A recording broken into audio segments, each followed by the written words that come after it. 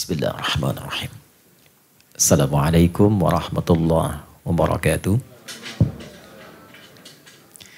Salam sejahtera, kemuliaan dan rahmat Allah semoga dilimpahkan untuk kita semua. Alhamdulillahil azizil hakim. Wassalatu wassalamu ala rasulillahi sayyidina Muhammadinil amin. Alladhi ursila rahmatan lil alamin. Wa ala alihi wa sahbihi wa ala alihi wa dhurriyyatihi wa ummatihi ila yaumiddin wa ba'd. Yang kita hormati, kami muliakan, dan semoga penghormatan dan tuturan kemuliaan ini melahirkan percikan rahmat dari Allah Subhanahu wa taala. Pak Dirjen, sahabat kami, Pak Bambang Bianto, Haji Bambang Bianto SHMH, semoga senantiasa diberikan bimbingan, kekuatan dan kesehatan oleh Allah Subhanahu wa taala sehingga mampu membersamai kita semua dalam kegiatan-kegiatan positif yang bermanfaat bagi kehidupan berbangsa, bernegara dan mendapatkan rahmat Allah Subhanahu wa taala. Juga yang hadir saat ini dan tadi disebutkan Pak Sekjen, Pak KPT DKI, kemudian juga Pak Ketua Pengadilan Tinggi Jakarta yang sempat kita berada, para keluarga besar di Badan Peradilan seluruh wilayah Indonesia yang hybrid, baik offline ataupun Zoom online. Dan spesial, saya ingin turut mendoakan kepada Bapak Ketua Mahkamah Agung, Profesor Dr. Haji Muhammad Syarifuddin, SHMH, yang baru saja memasuki miladnya yang ke-68. Beliau lahir 17 Oktober tahun 1954. Sekarang 68 tahun dan sudah menjadi hakim saat saya baru lahir. Jadi saya lahir 11 September 1984, beliau jadi hakim 1984 di Kota Cane. Ya, jadi saya lahir beliau sudah jadi hakim dia. Ikut CPNS 1981 dan jadi hakim pertama kali 1984. Sekarang memasuki usia 68, kita doakan bersama semoga senantiasa diberikan kesehatan, kekuatan dan bimbingan dari Allah agar mampu menjadi nakhoda terbaik insyaAllah bagi seluruh keluarga besar di Badan Peradilan di Indonesia. Hadirin sekalian, apa urgensi Maulid Nabi itu? Apa pentingnya kita memperingati Maulid sehingga kita bahkan mengadakan acara di pagi hari ini atau menjelang siang di wilayah Indonesia bagian timur? Hadirin, Maulid secara singkat itu artinya hari lahir. Jadi ada maulud, ada maulid. Kalau kita sebut maulid, itu waktunya, harinya, momentumnya. Kalau kita sebut maulud, itu sosoknya, nabinya, Muhammad sallallahu alaihi wasallam. Menarik ya, baik kita membahas tentang momentum ataupun membahas tentang sosoknya, itu selalu ada keteladanan universal bagi seluruh umat manusia. Baik itu umat Islam secara spesifik, pun manusia pada umumnya. Siapapun yang ingin belajar dari sosok kehidupan seorang Muhammad SAW, siapapun dia, pasti akan memperoleh inspirasi kebaikan yang bukan hanya menjadi referensi, tapi mampu merubah pekerti dan mampu mencerahkan jiwa sehingga membentuk manusia unggul yang berperadaban. Dan itu tercatat dalam sejarah sampai seorang Michael H. Hurt juga menempatkan beliau dalam posisi nomor 1 dari 100 manusia paling berpengaruh di muka bumi ini. Dan menariknya, sampai itu nanti diabadikan dalam Al-Quran yang dibaca tadi oleh qori kita, itu Quran surah ke-33 Al-Ahzab ayat 21. Sampai disebut dengan uswah. Laqad kana lakum fi rasulillahi uswatun hasanah. Dan itu yang memberikan legasinya langsung pencipta kita, Allah Subhanahu wa taala. Ya, kata Allah, jangan diragukan. Kalau ada lam dan qad, itu dua huruf yang berfungsi meyakinkan dan menjamin. Laqad kana lakum, kata Allah, jangan pernah diragukan. Aku jamin, aku telah lekatkan berbagai teladan kebaikan pada kepribadian dan kehidupan seorang Muhammad SAW sebagai Rasulullah. Jadi uswah itu di ilmu Quran, ilmu qiraat, baca Quran, itu bisa dibaca dengan dua cara. Bisa U, bisa I.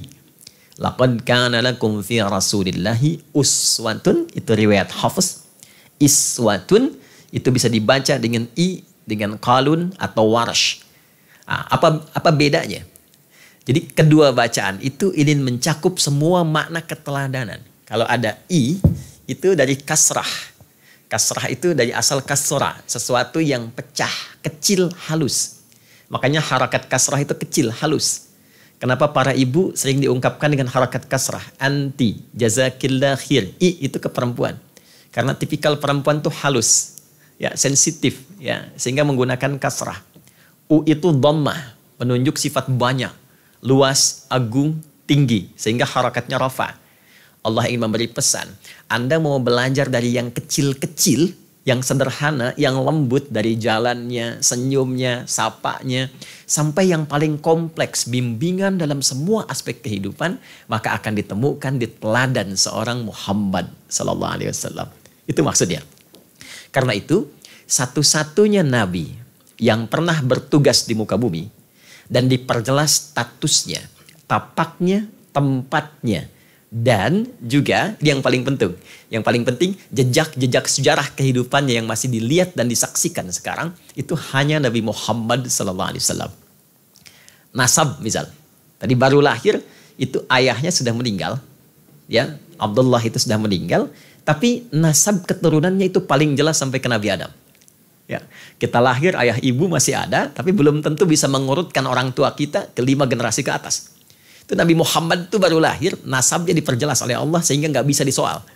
Muhammad sallallahu alaihi wasallam bin Abdullah bin Abdul Muttalib bin Hashim bin Abdul Manaf bin Qusay bin Murrah bin Kilab bin Ka'ab bin Ghalib bin Fihir bin Qusay bin Murrah bin Kilab bin Ka'ab bin Fihir bin Malik bin Nadar bin Kinana bin Khuzaimah bin Mudrikah bin Ilyas bin Nizar bin Mudar bin Ma'ad bin Adnan bin Adri bin Addi bin Muqawwam bin Nahur bin Tarikh bin Ya'rub bin Yasjub bin Nabit bin Ismail alaihi salam bin Ibrahim alaihi salam bin Azar atau bin Nahur bin Abir bin Kinan bin Arfahshad bin Sam bin Nuh alaihissalam bin Mikhlail bin Matushalah bin Kinan bin Anwas bin This bin Adam alaihissalam. Itu baru lahir, nasabnya sudah jelas tuh. Coba diulang loh. Kita lahir bapak ibu ada, nasabnya belum tentu jelas ya. Karena beliau nabi, kita bukan. Ya. Yang kedua, semua jejak sejarahnya bisa disaksikan. Lahirnya di mana, tempatnya masih ada sekarang. Ya, mohon izin Pak ya, saya waktu di pengadilan Jakarta Pusat itu, saya bilang saya mau tunggu sampai hari jadinya Badan Peradilan, saya hadiahkan umrah gitu kan. Saya agak gatal itu, saya nggak mau tunggu sampai tahun depan. Ya, hari ini silakan Pak Dirjen pilih ya, 5 yang terbaik dari peradilan, dipilih yang terbaik, kami hadiahkan umrah Pak. Ya, insya Allah. Ya, supaya lihat ya. Jadi nanti maksud saya, kita bisa saksikan langsung. Ini tempat lahirnya tuh di sini. Masih ada sekarang. Ya. Lalu berkehidupannya di mana? Masih ada sekarang. Sahabat-sahabatnya siapa? Sampai pindah ke Madinah pun, itu monumen masjidnya masih ada. Dan digunakan sampai sekarang. Untuk membuktikan bahwa eksistensi beliau benar adanya. Itu satu. Yang kedua, ini yang jadi pokok pembahasan kita. Bahwa semua ini diabadikan oleh Allah. Hadir nyata, bisa kita saksikan wujud peninggalannya. Ternyata salah satu desain terpentingnya adalah untuk menguatkan risalah yang dibawa.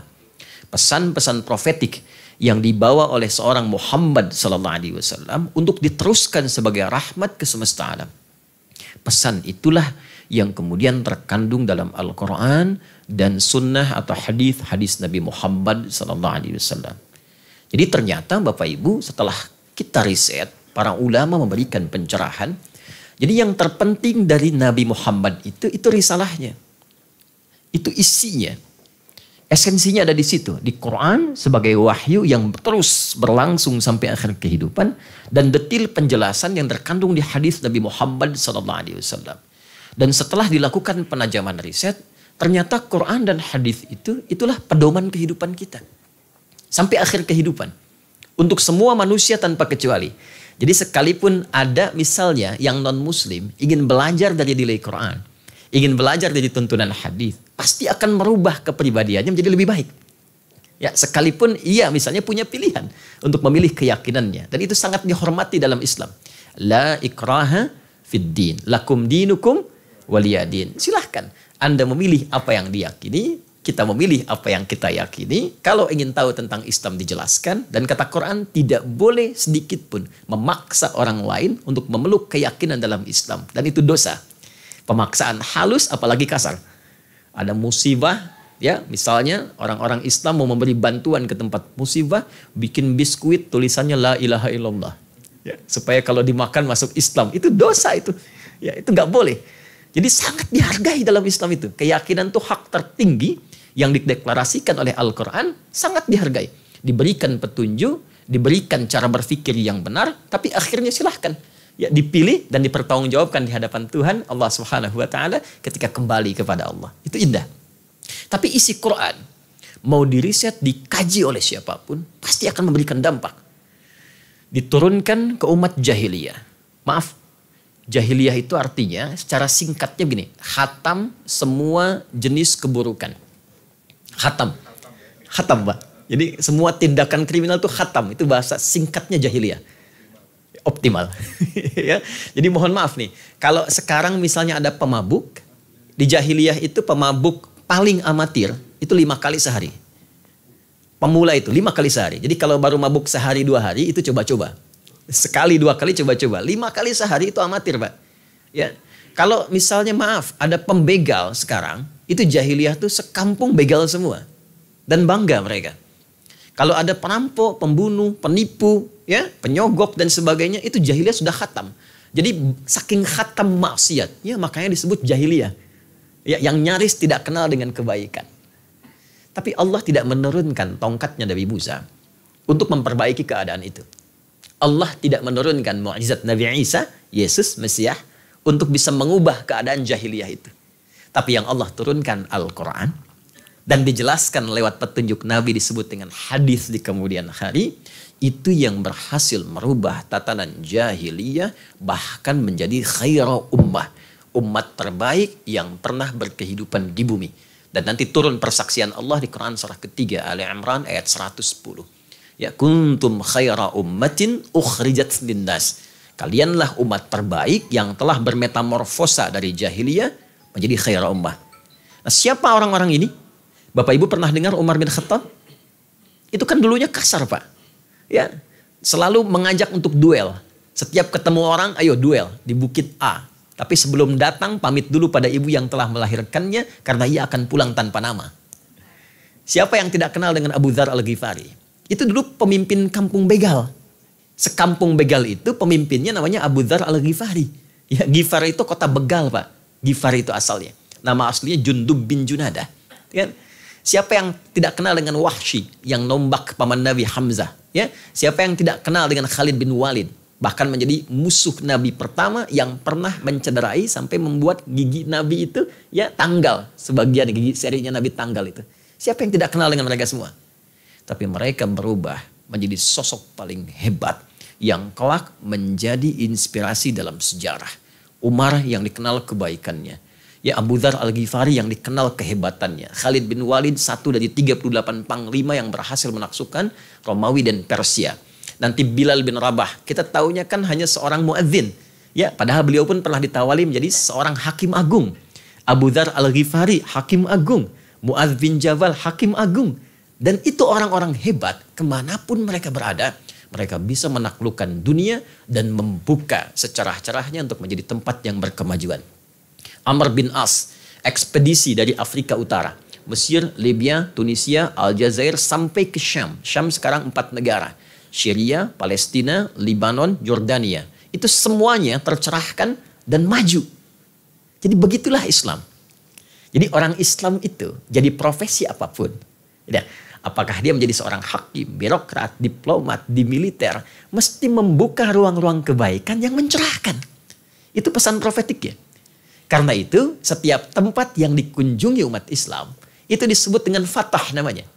Inna fatahna laka fatham mubina. Idza jaa nasrullahi wal fatah. Fatah itu artinya membuka semua potensi baik yang bisa dihadirkan, dilestarikan. Jadi orang Islam itu mau laki-laki, perempuan, bertugas dimanapun, buka semua nilai kebaikan. Jadi teladan. Jadi orang yang mampu diikuti, diteladani, dan menjadikan tempat dimanapun dia berdomisili, terbuka semua ruang dan nilai-nilai kebaikannya. Apapun profesinya.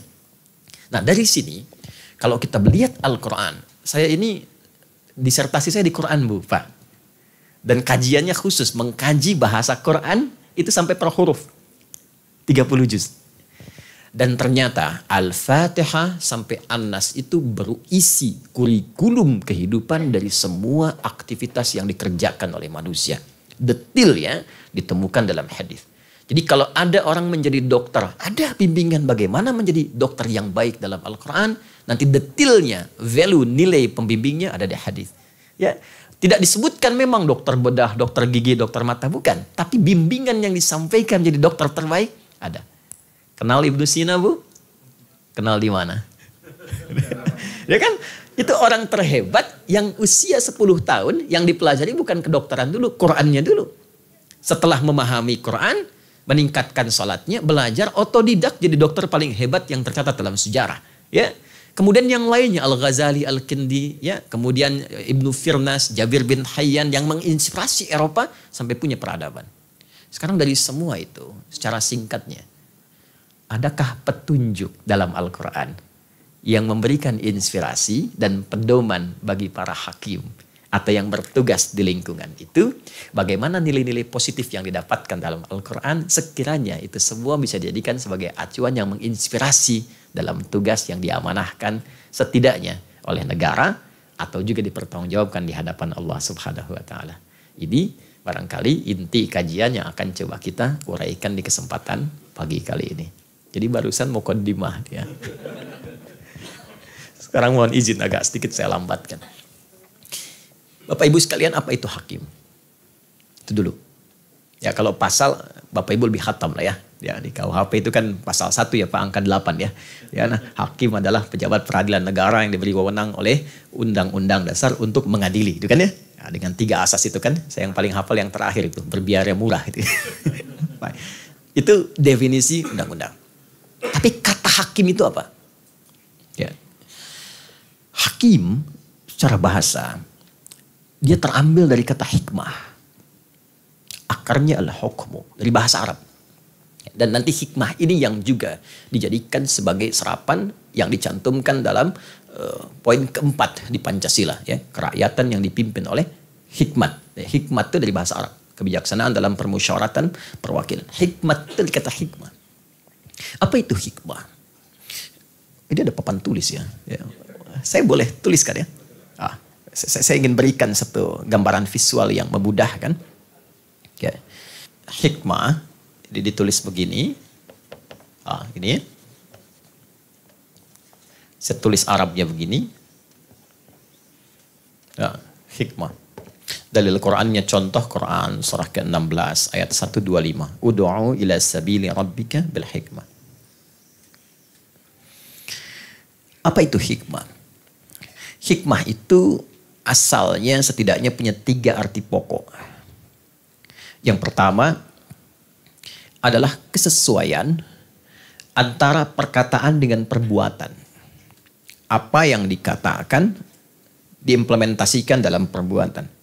Apa yang dilakukan dalam perilaku, sikap sesuai dengan apa yang dituturkan. Itu hikmah. Al-isabatu fil aqwal wal af'al wa wad'u kulli syai'in fi mahallihi. Itu hikmah. Kemudian yang kedua, juga bisa berarti puncak pengetahuan yang dalam.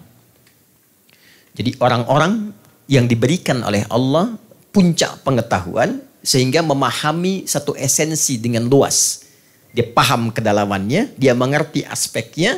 Kadang-kadang ada orang yang baru disebutkan satu kata sudah mengerti ini kemana arahnya. Itu hikmah namanya. Ya, seperti di Quran surah kedua Al-Baqarah misalnya. Di ayat ke-267 sampai 269. Yu'til hikmata bayyasha. Allah berikan hikmah sehingga orang yang diberikan hikmah ini mampu melahirkan sikap yang ketiga. Yaitu sikap bijaksana. Ini puncaknya bijak. Ya. Kita pernah dengar namanya Luqman Al-Hakim gitu kan. Ya, akumulasi sifat hikmah ini maka menjadikan pemiliknya disebut dengan hakim. Allah punya sifat namanya Al-Hakim. Itu sifat pertama hakim itu disandangnya oleh Tuhan, oleh Allah. Ya, kenapa disebut dengan hakim? Karena semua apa yang difirmankan oleh Allah itu pasti benar, nyata, dan akan sesuai dengan semua tindakan. Jadi ketika Allah mengatakan saya akan menghisab, Allah pasti hisab. Ketika Allah mengatakan saya dengar engkau, Allah pasti dengar. Apa yang difirmankan sama dengan apa yang dilakukan dan sempurna semua itu. Untuk itulah Allah disebut dengan hakim. Yang kedua, Allah disebut dengan hakim karena semua puncak dan akumulasi pengetahuan bukankah dimiliki olehnya? Kan Allah mengetahui apa yang kita kerjakan sebelum dilakukan, sedang dilakukan, bahkan apa yang akan terjadi kemudian. Quran surah ke-31 ayat 34. Baik, Allah disebut dengan hakim karena sifatnya yang memang bijak. Saking bijaknya, maaf, hamba yang salah pun kalau masih punya kesempatan hidup, itu dengan kebijaksanaan Allah masih dibimbing, diberikan hidayah untuk mau kembali menjadi baik. Siapapun yang salah dengan sifat bijaknya. Kan kalau ada yang salah itu yang dikoreksi kesalahannya ya Pak ya, Bu ya. Ya kan? Bukan dijerumuskan orangnya kan? Nah, Allah itu saking bijaknya. Maaf, tolong catat kalimat ini. Fir'aun itu Fir'aunnya. Ya, Fir'aun itu Fir'aunnya. Hobi bunuh orang, mengaku Tuhan, perbuatannya jahat. Tetap dengan kebijaksanaannya Allah kirimkan langsung 2 orang nabi. Musa dan Harun, Quran surah ke-20, Thaha, ayat ke-43 sampai 44. Ini implementasi sifat hakim yang melekat kepada Allah. Ya. Kata Allah, "Idhhaba ila Fir'auna innahu tagha." Musa dan Harun datanglah kepada Fir'aun. Tolong ingatkan ia karena ia telah menyimpang dari kedudukan jabatan yang telah aku titipkan. Jadi yang disoal itu bukan orangnya, Pak. Karena itu di Quran nggak pernah disebut siapa orangnya Fir'aun ini. Yang disebut itu jabatan yang melekat kepadanya. Fir'aun itu dari kata Faraoh, Raja Mesir. Dia dipilih menjadi raja, punya kedudukan, cuma menyimpang dari kedudukannya. Maka dengan keadilannya Allah menugaskan 2 nabi, Musa dan Harun, datang ingatkan. Ada yang tidak tepat di situ. Tapi perhatikan bagaimana Musa dan Harun diperintahkan. Faqula lahu qawlan layyina la'allahu yatadzakkaru aw yakhsha. Tapi ingatkan dengan kelembutan, ingatkan dengan santun, sehingga kelembutan dan kesantunan itu membuat dia berpikir bahwa dia itu keliru, takut kepada Allah dan mulai memperbaiki kesalahannya. Jadi sifat hikmah itu ketika melihat dan melekat kepada Allah, ingin memberikan sebuah kesan bahwa ini loh yang diperbaiki dengan bijak itu kesalahannya, perilakunya, bukan orangnya. Ini tingkat akumulasi kebijaksanaannya. Sekarang apa kaitannya dengan kita? Mohon izin. Semua sifat hikmah yang melekat kepada seseorang dan kita bawa dulu kepada Allah, dan itu bukan makhluk. Ketika melekat kepada satu pemilik, maka berubah sifat itu dari hikmah menjadi hakim namanya. Nah, ketika hakim mengeluarkan putusan, ya ada amar putusan. Amar itu kan perintah dia untuk melahirkan sebuah keputusan. Maka keputusan yang dilahirkan dari seorang hakim, bahasa Arabnya disebut dengan hukum. Al-hukmu. Ini asalnya. Hikmah, akumulasi sifat yang melekatnya 3 hal tadi. Bila melekat pada pemiliknya disebut dengan hakim. Semua keputusan, tindakan yang keluar dari hakim disebut dengan al-hukmu. Ini derivasi kata asalnya. Asalnya di dalam Quran, kata hakim itu melekatnya kepada Tuhan, kepada Allah. Tapi menariknya, kita diminta dalam Al-Quran untuk meneladani semua sifat-sifat yang melekat kepada Allah, sehingga mampu kita praktekkan dalam kehidupan kita. Maka diturunkanlah apa yang disebut dengan Al-Asma'ul Husna. Konsep dasarnya. Al-Asma'ul Husna. Ini dia. Jadi Al-Asma'ul Husna itu asalnya bukan hanya kalimat-kalimat 99 nama yang kita bacakan atau kita mohonkan untuk menyertai doa, bukan. Tingkat tertingginya adalah nama-nama terbaik yang Allah turunkan untuk dipelajari, Yang menjadikan dengan pelajaran itu membimbing kita bagaimana caranya bersikap sesuai dengan nama-nama keteladanan itu. Misal, Allahur Rahman Ar-Rahim. Allah punya sifat yang melekat kepada Allah. Apa itu Rahman? Rahman itu puncak kasih tanpa batas pada siapapun. Sifatnya luas. Maka ketika Allah memiliki sifat Rahman yang menyayangi hambanya tanpa batas, kita ingin pelajari, maka dibimbing oleh Nabi. Bagaimana menyayangi orang tua, seperti apa bentuknya. Bagaimana menyayangi anak. Bagaimana menyayangi kawan. Bagaimana menyayangi orang-orang sekitaran kita. Nah, sifat kita yang menyayangi orang sekitaran itu dengan sifat rahmat tadi, itulah bagian dari keteladanan kita untuk meneladani sifat yang disebut Rahman tadi. Belajar dari apa yang dimaksud dengan Rahman. Berapa kali disebutkan dalam Al-Quran. Bagaimana sifat-sifat yang diinginkan itu. Sehingga ketika dikerjakan, bukan hanya membentuk pribadi yang penyayang, tapi juga berpeluang mendapatkan rahmat Allah Subhanahu wa Ta'ala. Sekarang PR besarnya adalah, hakim itu ada berapa kali disebutkan di Quran. Apa keteladanan dari kata hakim yang dipesankan dari Al-Quran, sehingga kita bisa bawa sebagai bekal di kesempatan pagi menuju siang hari ini. Baik Bapak Ibu sekalian, setidaknya ada 5 pasang kata hakim yang disebutkan dalam Al-Quran, yang dari 5 pasangan ini kalau kita ingin pelajari lebih dalam akan memberikan petunjuk-petunjuk bagaimana meneladani sifat hakim yang dimiliki oleh Allah sehingga bisa diturunkan ke bumi dan dipraktekkan dalam berkehidupan. Ini menjadi penting karena Bapak Ibu juga profesinya secara umum adalah hakim dan bahkan disebut sebagai wakil Tuhan yang ada di bumi. Bagaimana sifat wakil Tuhan itu bisa diturunkan? Ini barangkali yang bisa dipesankan dari Al-Quran. 1.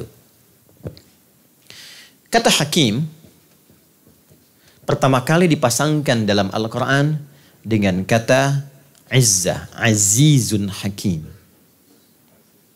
Ini 1.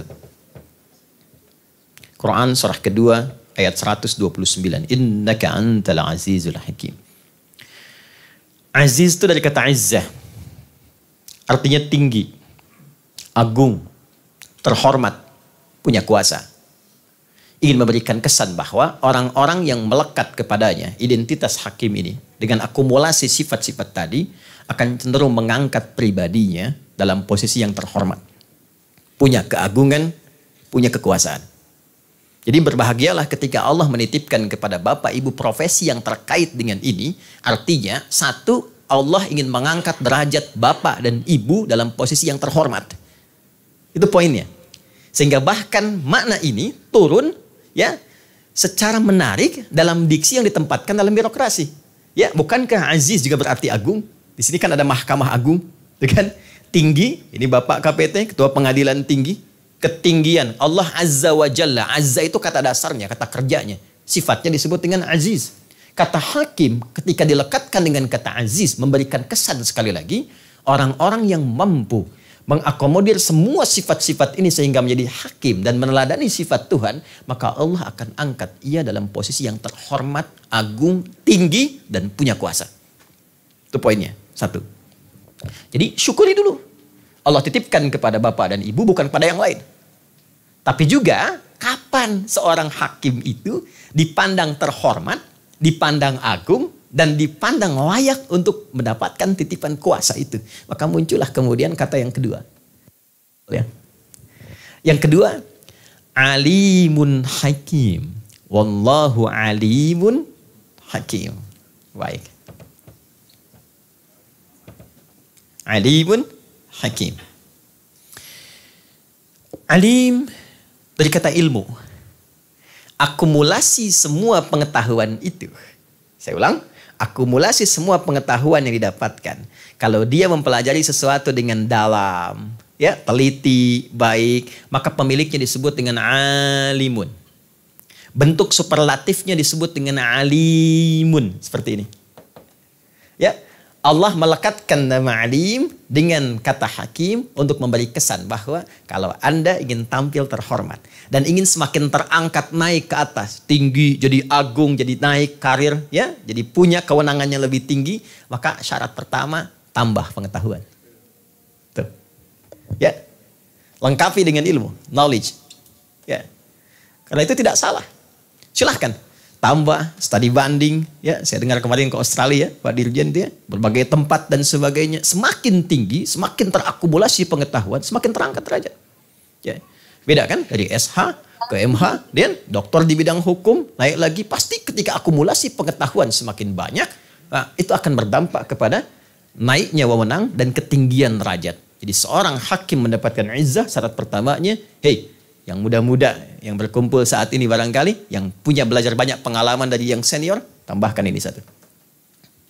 Dua, maaf ini agak spesifik. Ilmu saja tidak cukup menjadikan seorang hakim terangkat derajatnya dan menjadi yang terhormat. Bila tidak ada yang kedua. Hakimun Hamid. Quran Surah Fussilat ayat 54. Dua, Hakimun Hamid. Maaf ya, ini agak spesifik saya bulati karena ini yang sangat dibutuhkan saat ini. Hamid memiliki etika yang terpuji. Hamid itu punya dua akar. Semua dua ini asalnya dari kata alhamdu. Ya, kita orang Islam kalau baca Al-Fatihah, ayat keduanya alhamdulillahi rabbil alamin. Apa itu hamdun?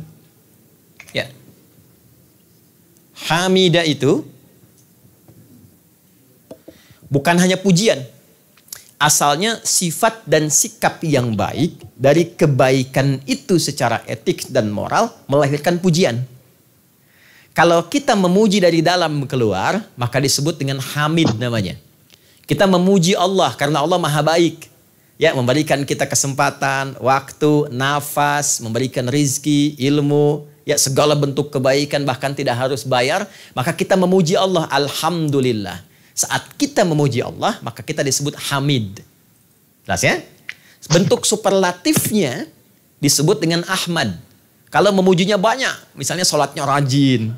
Ya, dari sholat fardu tambah jadi tahajud, tambah sholat sunnah duha, tambah baca Quran dalam rangka memuji dan berterima kasih kepada Allah.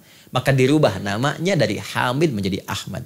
Ini satu nama yang diviralkan Nabi Isa, Yesus, Mesias ketika mengabarkan akan ada Nabi terakhir setelah saya. Disebutkan sifatnya Ahmad. Itu ada di Quran surah ke-61 ayat 6. Ya, jadi Nabi Isa itu punya kemiripan dengan Nabi Muhammad. Sama-sama punya nilai kasih yang tinggi. Makanya ajarannya beliau dikenal dengan ajaran kasih. Ya, sayang, jangankan dengan manusia, dengan hewan sayang. Nabi Muhammad begitu. Jangankan dengan hewan, dengan tumbuhan pun begitu. Bahkan kata Nabi, kalau Anda sedang ada dalam aksi militer pun, ya, yang kadang-kadang berpengaruh kepada sifat dan berpengaruh kepada keadaan diri secara emosional, jangan injak tanaman, kata Nabi. Jangan rusak pohon. Ya. Jadi karena ada satu sifat yang sama, sifat sosial yang baik, umatnya menduga, oh ini Nabi terakhir nih, seperti diramalkan dalam kitab dulu. Maka kata Nabi Isa alaihissalam, bukan. Nabi terakhir itu bukan saya, tapi ada yang lebih hebat dari saya, khususnya dalam pemujian dan ibadahnya kepada Allah. Sehingga disebut dengan Ahmad, mim ba'di ismuhu Ahmad. Dan itu nanti dibuktikan di Al-Bukhari, nomor hadis 2010. Ketika Sayyidah Aisyah radhiyallahu ta'ala anha, kedatangan, maaf sekali beberapa sahabat ingin tahu cara sholat malamnya Nabi. Kata mereka, bagaimana sih sholat malamnya Nabi? Ingin diikuti? Kata Sayyidah Aisyah, gak usah coba-coba ya. La tas'al an husnihinna wa tulihinna. Gak usah ditanya panjang dan berapa banyak rakaatnya. Karena sulit diikuti. Saya aja pernah menyaksikan baru rakaat pertama. Ini di mobil Oh iya. Jadi baru rakaat pertama, kata Sayyidah Aisyah, saya salam, itu kakinya sudah bengkak. Ya, kakinya sudah bengkak. Sampai beliau bertanya, kenapa yang Nabi mesti begini? Kan Anda ini dijaga dari salah, dijamin surga. Kata Nabi, afala akunu abdan syakura? Apa nggak boleh aku mensyukuri itu semua? Penasaran sahabat-sahabat ini, besoknya diikutin. Sholat di belakang Nabi. Abdullah bin Mas'ud, Ubay bin Ka'ab dan sahabat lainnya. Ternyata Pak Ibu, rakaat pertamanya 100 ayat surah Al-Baqarah. Dikira akan ruku. Diselesaikan Al-Baqarah sampai 286 ayat. Dikira akan ruku, nyambung Ali Imran 200 ayat. Dikira akan ruku, nyambung An-Nisa 176 ayat. Baru setelah selesai An-Nisa, 5 juz 4 halaman, barulah beliau ruku. Ternyata satu rakaatnya 5 juz 4 halaman. Besoknya, sahabat ini gak ikutan lagi. Nabi, ya, dijamin surga, tapi masih banyak memuji Allah. Satu rakaatnya kaki bengkak. Nah, kita kan belum jelas surganya, 1 rakaat mata bengkak ya. Ini Ahmad. Nah ini Ahmad. Nah kalau kita mendapat pujian dari luar karena sifat baik secara sosial. Jujur, sabar, kerja keras, toleran, suka membantu. Satu sifatnya disebut dengan Mahmud. Ada hakim yang jujur. Disogok dia tolak. Kan? Itu Mahmud namanya. Sifatnya. Perempuannya Mahmudah. Ya, jadi gampang. Kalau dari laki-laki jadi perempuan tambah tak di ujungnya. Muslim laki-laki perempuan. Mukmin laki-laki perempuan. Soim laki-laki perempuan. Ya kan? Ya kan? Jadi kenapa? Jadi ada Mahmud, ada Mahmudah. Ya. Nah, akumulasi semua itu disebutnya Muhammad. Muhammad 4 kali disebutkan dalam Al-Quran. Quran surah 3 ayat 144, Quran surah 33 ayat 40, Quran surah 47 ayat 2, Quran surah 48 ayat 29. Jadi disebut dengan Muhammad ini akumulasi yang kedua, sifat baiknya secara sosial tinggi. Maaf, penolong, ya, jujur, kerja keras, attitude-nya bagus. Dan yang paling luar biasa, maaf sekali, bukan hanya pada orang Islam. Pada non-Muslim tuh baik sekali. Dan itu bukan hanya pada pribadi, sampai menghimbau semua sahabatnya. Pernah Bapak Ibu dengar ini? Jika ada Anda yang masak makanan dan baunya sampai ke tetangga, maka bagilah makanan itu sekalipun hanya kuahnya. Kan? Ya, tapi tolong jangan baca terjemahan ya. Belajar ilmu hadisnya. Jangan sampai ibu masak opor ayam, kuahnya dibagi tetangga, Anda makan opornya gitu ya. Bukan. Ya, ini prediksi Nabi yang sangat bagus. Anda kalaupun masak kuah, ya bagi untuk dijelaskan bahwa yang dimasak kuah. Tapi sekarang hadis itu ditangkap oleh orang kini ternyata banyak bumbu masak. Ya sekarang kan ada bumbu opor ya, bumbu rendang. Ibu masaknya opor tempe. Tapi kan bumbunya opor ayam gitu kan. Supaya tetangga nggak salah paham, bagi ya untuk menjelaskan bahwa yang dimasak opor tempe bukan ayam. Pertanyaan pokoknya adalah, apakah Nabi pernah mengatakan kalau tetangga Anda Muslim saja? Tidak. Tidak. Ya semua. Jadi zaman Nabi itu yang non-Muslim itu kebagian. Apa inspirasi terbesarnya dari situ? Sifat itu yang kita bawa, kita terapkan dalam kehidupan. Anda punya teman di gedung ini atau di kantor yang berbeda, tidak hanya Muslim. Ada yang non-Muslim, laki-laki, perempuan. Anda ada rezeki tambahan aja makan sama-sama. Ya, Anda ada kelebihan sesuatu, bagikan sebagai hadiah. Sakit, tengok. Ketika dikatakan, kenapa Anda baik sekali? Bukan baik itu, tapi Nabi mengajarkan saya. Lihat, jangan sampai terjadi ibu masak makanan, atau Anda dapat promosi traktir teman yang non-Muslim gak diajak. Ya, kok saya nggak diajak? Sayang sih kamu kafir. Nggak boleh tuh. Nggak boleh. Ya, itulah inspirasi yang hebat. Nah, akumulasi semua itu yang disebut dengan Hakimun Hamid. Jadi kalau mau terangkat sebagai hakim yang terhormat, punya kedudukan yang tinggi, sekaligus mendapatkan penghormatan yang luas, maka satu, dekati Tuhan. Karena Anda wakil Tuhan. Bagi yang Muslim, tingkatkan sholatnya. Semakin tinggi jabatan, bukan semakin jauh, semakin mendekat kepada Allah. Ya, sehingga dengan itu Allah berikan hikmah yang lebih. Bangun di malam hari. Betapa banyak persoalan besar. Itu kadang menjadi kecil dan tuntas saat dicurhatkan dalam hamparan sajadah. Itulah rumusnya Nabi Yakub ketika mengatakan, Innama ashku bathi wa huzni ilallah. Kan kadang-kadang ada beberapa kasus yang kita nggak bisa deteksi secara langsung. Bangun, sujud, minta. Allah berikan kadang lewat petunjuk dalam mimpi. Ada bukti-bukti tambahan. Ada novum yang bisa dikaji. Ketika Allah berkehendak, apa yang mustahil untuk mencegahnya? Itu satu. Tapi saat yang bersamaan, bangun etika, moral, dan attitude yang baik dengan sesama. Jaga kehormatan itu dengan memuliakan kepribadian. Dan memuliakan, profesi yang terhormat itu dengan sikap etik yang mulia. Artinya apa? Bangun kemuliaan pergaulan sosial yang baik. Tapi juga tolak hal-hal yang bisa menegasikan atau boleh jadi mereduksi sifat-sifat kemuliaan itu. Ya, jauhi sogokan-sogokan. Jauhi perkara-perkara yang merendahkan martabat. Jauhi berbagai tindakan yang bisa merusak profesi. Kenapa? Karena kata hakim dibanggakan di Quran dengan kata hamid. Hakimun hamid. Jelas di sini?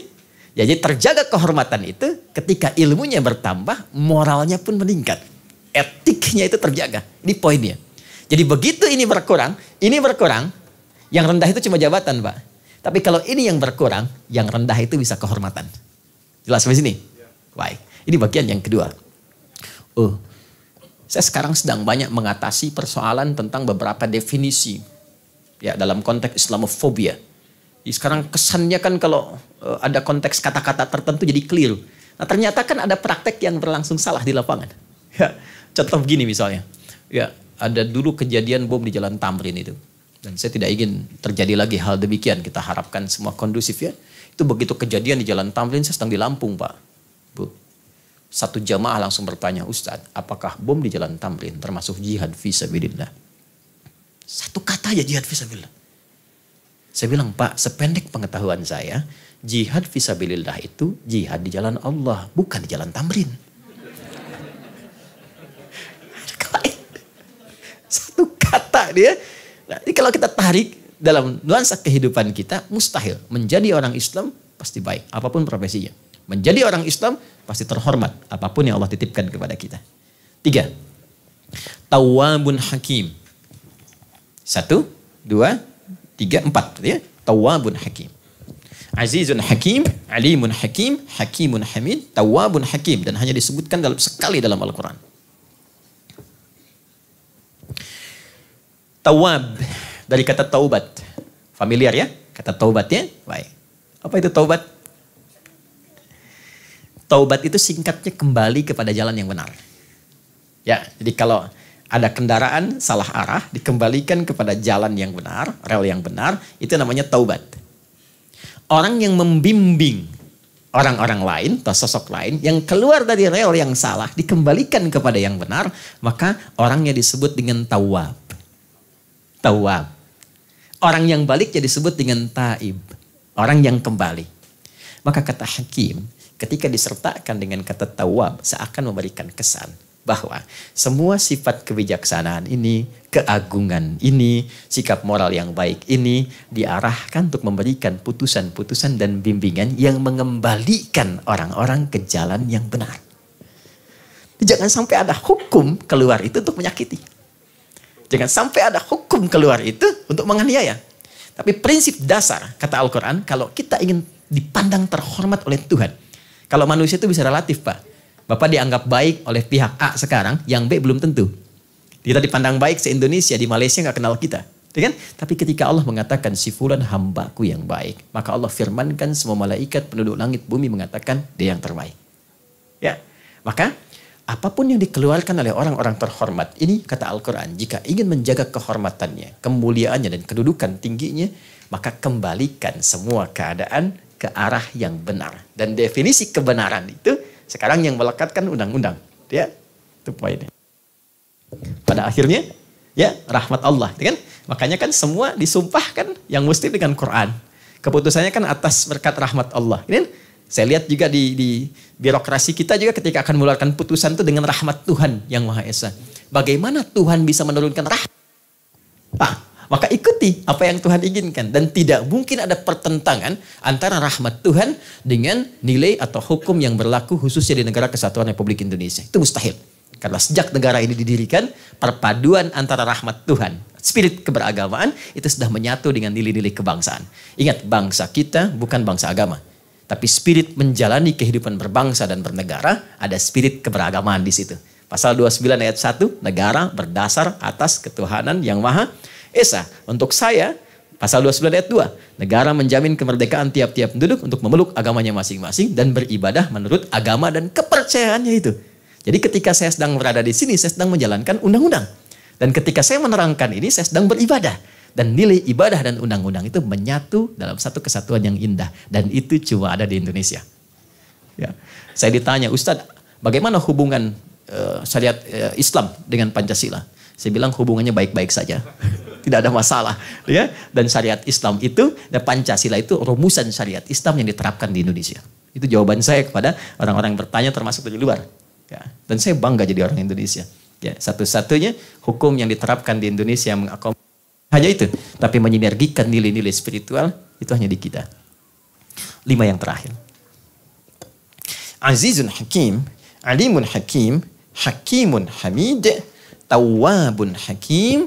Dan yang terakhir, inilah yang kita sama-sama harapkan, Bapak Ibu sekalian, munculnya semua akumulasi dari kata izzah, keagungan, kehormatan, terhormat, munculnya pengetahuan, terakumulasi, ilmu, knowledge, munculnya kemudian etik dan moral, kemudian tawwabun hakim, ya, mengarahkan pada nilai-nilai kebaikan. Dan yang terakhir, akumulasi dari semuanya ini adalah mengarahkan kepada sifat yang bijaksana. Jadi bijaksana itu ketika semua ini bisa melekat kepada sosok yang disebut dengan hakim. Ya.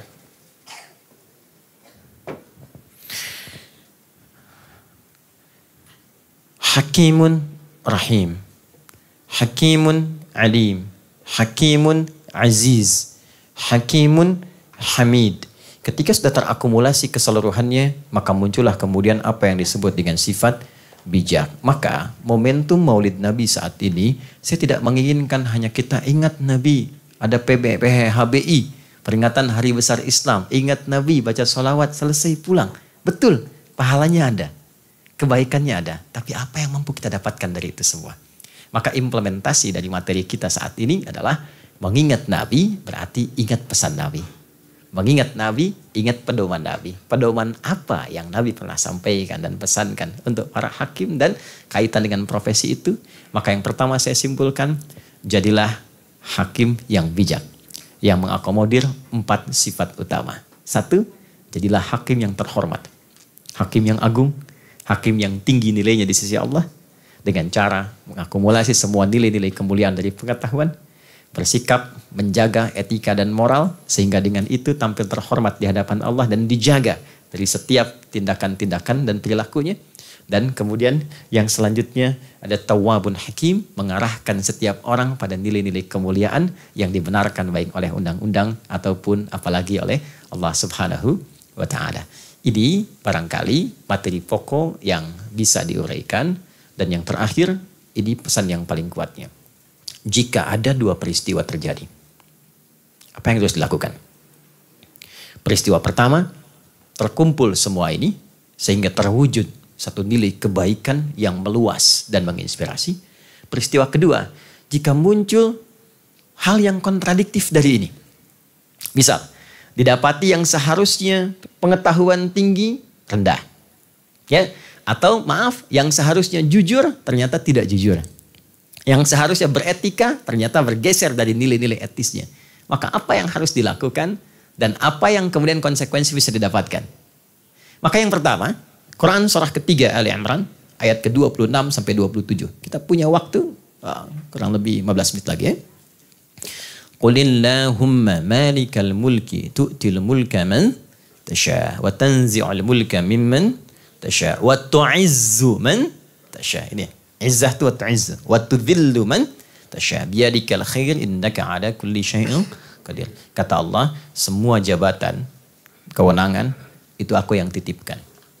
Usaha sebesar apapun kalau aku nggak berkehendak, kata Allah, tidak akan pernah bisa diraih dan didapatkan. Jadi yang penting untuk disadari, kalau ada jabatan melekat kepada kita sekecil apapun, itu adalah titipan dan atas kehendak Allah. Jelas di sini ya? Jadi kita mau berusaha sebesar apapun, termasuk dengan cara yang salah, nggak akan pernah didapatkan itu. Itu pesan moral pertama dari Al-Quran, bahwa Tuhan yang menitipkan. Apalagi kita mengatakan wakil Tuhan. Selanjutnya apa? Yang paling menarik, tu'til mulka man tasha wa tanzi'ul mulka mimman tasha wa tu'izzu man tasha. Kata Allah, aku akan memberikan izzah pada kedudukan yang dititipkan itu jika diikuti petunjuk-petunjukku. Maka kalau kita bisa menjaga ini dengan baik, akumulasikan pengetahuan, jaga di lingkungan internal sampai dengan keluar, maka terangkat secara terhormat keadaan diri kita dan lembaga yang melekat pada diri kita. Ingat ya, sifat itu melekat pada pemilik dan tempat. Jadi kalau Anda berbuat kesalahan, bukan hanya Anda yang akan disalahkan, lembaga Anda pun akan ikut salah. Ingat itu. Ya, dan diri pribadi kalau sudah melekat sifat pada diri, itu yang salah bukan hanya diri, Tapi semua yang terkait dengan sifat itu akan terkena. Maka dari itu apa yang dilakukan? Misal begini, Abi itu kan ayah ya. Ya, ayah itu kan ketika ada anak kan?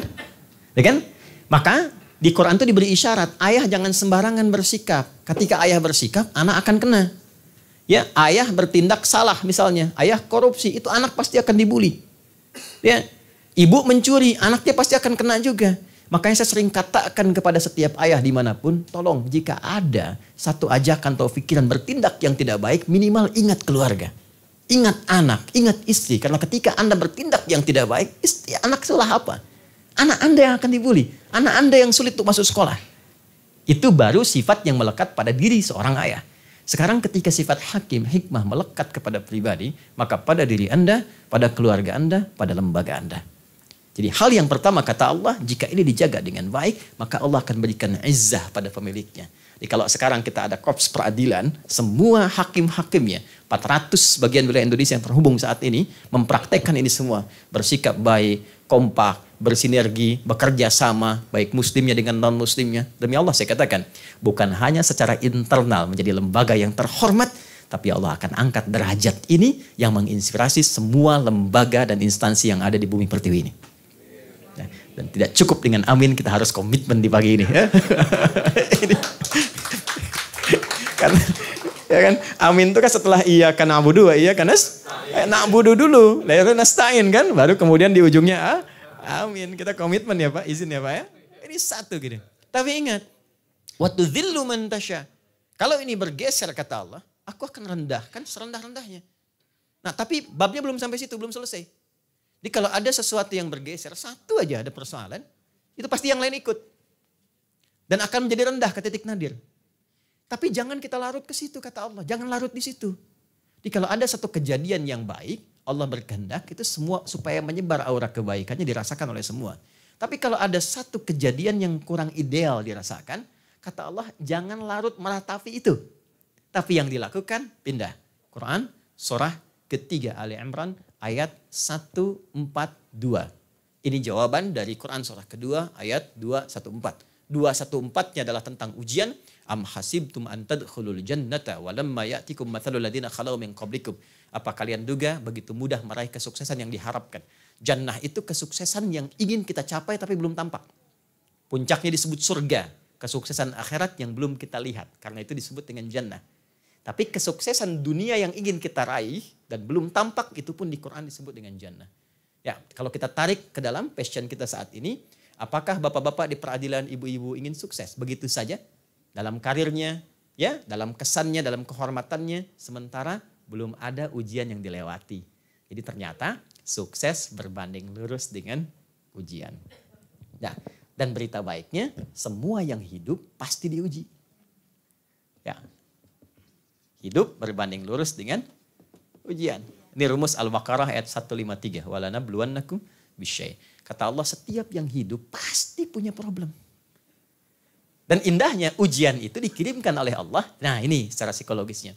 Bukan ingin menjadikan yang diuji itu bermasalah, bukan. Tapi untuk meningkatkan kualitas kehidupan. Itu dasar berpikirnya. Ya silahkan lihat anak-anak kita yang SD. Ya kalau nggak mungkin kan dia lulus ke SMP kalau nggak ada ujian. Gak mungkin ilmunya bertambah kalau nggak diuji kan? Jadi kata Al-Quran, dasar berpikir ujian itu diuji untuk meningkatkan kualitas hidup. Bukan ingin memberikan beban. Dan selama manusia hidup itu pasti diuji. Ya, gak ada manusia yang gak punya masalah. Apalagi kemudian manusia berkumpul banyak menjadi sebuah lembaga. Pasti akan kompleks masalahnya. Nah, sekarang kalau hidup sama dengan ujian, berarti orang yang gak pengen diuji, berarti tidak pengen hidup.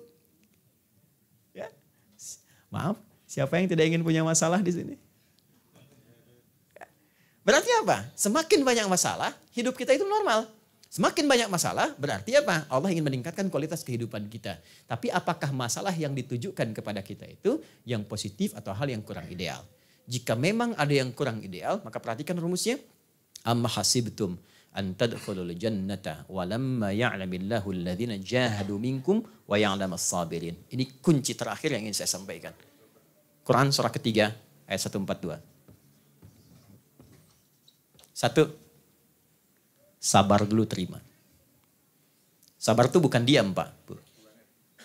Jadi kalau ada sesuatu yang terjadi, apapun itu, terima dulu. Karena mengeluhkan pun tidak akan menyelesaikan masalah. Saling menyalahkan pun menambah masalah. Ya, dan meratapi tidak akan melahirkan solusi. Terima dengan sabar. Lalu setelah itu apa yang terjadi?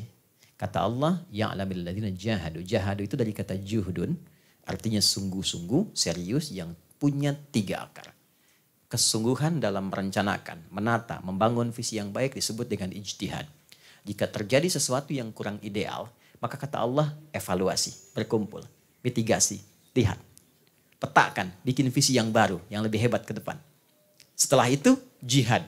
Jihad itu kesungguhan mengeksekusi dari rencana yang telah disiapkan. Bangun motivasi kembali yang kuat.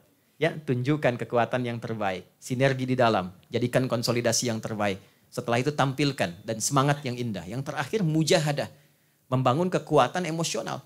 Hilangkan semua kesan-kesan yang gak baik. Jadi kalau ingin maju ke depan lebih baik, kesan-kesan dalam jiwa kita yang pesimis, yang negatif, merasa sedang rendah, ini buang itu semua. Ya, jangan sampai dikuasai perasaan, dimanfaatkan oleh setan, sehingga kemampuan kita untuk berubah tertahan. Ya, tepikan. Kalau kita hanya melihat kepada survei, dan hanya melihat pengaruh kepuasan orang lain itu kan banyak kepalanya. Relatif. Maka kata Al-Quran lewat kisah Luqman al-Hakim, kita tidak akan pernah bisa memuaskan semua orang. Pagi ini saya di jalan ke sini, tingkat kepuasan masyarakat yang saya lihat di web Mahkamah Agung 93%. Tapi nggak akan pernah sampai 100%. Akan ditemukan sekian persen yang beda pendapat. Luqman dengan anaknya naik keledai berdua lewat pasar. Begitu sedang naik orang komen. Kalau sudah komen kan suka like, comment, and share gitu kan. Ya kalau like-nya bagus, yang dislike itu yang nggak enak kan. Udah dislike, di komen jadi viral kan. Hai, begitu lewat orang bilang begini. Itu kok gak gini ya, kurang adabnya sama hewan. Kasihan, hewan kecil dinaikin berdua. Maka turunlah mereka berdua, dibawa tuh keledainya. Lewat tempat lain, kata tempat lain tuh orangnya komen. Itu bodoh ya, punya keledai gak dinaikin gitu ya. Maka bapaknya naik, anaknya dibawa. Lewat lagi tempat lain, orang komen lagi. Itu bapaknya gak kasihan sama anak. Bapak naik, anak suruh jalan. Jalan lagi, anak yang naik, bapak tuntun. Maka komen lagi tuh anak durhaka, bapak suruh jalan, anak naik. Maka mereka putuskan pada akhirnya untuk beristirahat, duduk sejenak di bawah naungan pohon yang teduh, bicara dengan bijak. Pohon teduh itu gambaran, refleksi pada kita cari tempat yang hening, yang nyaman. Seperti ini kita refleksi dulu. Tanyakan pada diri kita. Kata Luqman, nak, beginilah manusia. Kalau kita dari semua sikap dan tindakan kita hanya ingin memuaskan dan menyenangkan semua orang, gak akan pernah dicapai. Tapi kita punya prinsip. Dari prinsip yang baik ini, kalau sepakat pilihnya baik, lakukan. Maka manusia pun pada akhirnya akan menyadari bahwa itu yang terbaik. Saya yakin Bapak Ibu lembaga terhormat ini punya prinsip. Punya visi yang terbaik. Punya nilai-nilai hebat. Maka perjuangkan itu. Kedepankan itu. Bangun konsolidasi melalui spirit Maulid Nabi. Merubah diri kita lewat lembaga yang terhormat ini untuk menginspirasi negeri. Bahwa dari lembaga peradilan di Republik ini akan muncul karakter-karakter hebat yang menjadi inspirasi untuk semua lembaga dan institusi setidaknya di negara kesatuan Republik Indonesia ini. Nah, harus ada resolusi itu keluar dari sini. Ya, masuk dengan keluar, kita mesti beda. Maka ini poin penting yang ingin saya sampaikan di kesempatan yang mulia ini.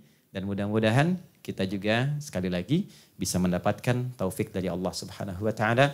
Sehingga memudahkan semua rencana-rencana kebaikan yang kita niatkan minimal untuk mendapatkan ridha dan tentunya rahmat dari Allah Subhanahu wa Ta'ala. Karena bangsa ini merdeka atas berkat dan rahmat Allah, dan cara mengisi pun harus dengan berkat dan rahmat Allah. Atas berkat rahmat Allah yang maha kuasa dan dengan didorongkan oleh keinginan luhur, maka lembaga peradilan Republik Indonesia dimulai dari tempat ini dan dari comment center ini kita bertekad mudah-mudahan Allah memberikan petunjuk dan kekuatan melalui spirit Maulid Nabi untuk meningkatkan ketakwaan, keimanan kepada Allah yang dengan itu memberikan segala yang terbaik untuk negeri kita tercinta dan meringankan hisab kita di hadapan Allah Subhanahu wa Ta'ala.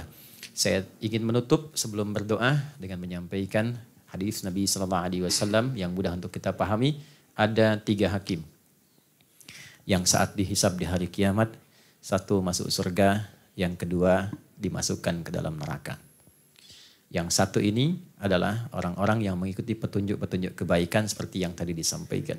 Dia menjaga amanah, menempatkan dirinya terhormat dan memberikan rasa keadilan yang dibenarkan. Adapun yang dua masuk neraka adalah satu, hakim yang pintar. Yang tahu berbagai hal, tahu pasal, tahu macam-macam, tapi kemampuannya digunakan untuk hal-hal yang kontraproduktif. Hal yang negatif, hal yang hanya memenuhi hasrat dan nafsunya saja. Yang ketiga adalah hakim yang kurang pengetahuan, tapi mendapatkan kesempatan untuk mengadili. Sehingga dengan kurangnya pengetahuan itu, keluarlah putusan yang tidak berkeadilan, putusan yang tidak objektif dan berpotensi untuk merugikan. Maka saya berharap semua insya Allah menjadi golongan yang pertama. Dan mudah-mudahan dengan itu mendapatkan jalan keluar terbaik si Allah Subhanahu wa Ta'ala. Terima kasih Pak Dirjen, terima kasih Bapak Ibu, terima kasih. Dan yang Zoom juga hybrid, terima kasih. Semoga tugas kita diberikan kelancaran dan ada keberkahan dari anak-anak yatim yang membersamai kegiatan kali ini. Assalamualaikum warahmatullahi wabarakatuh.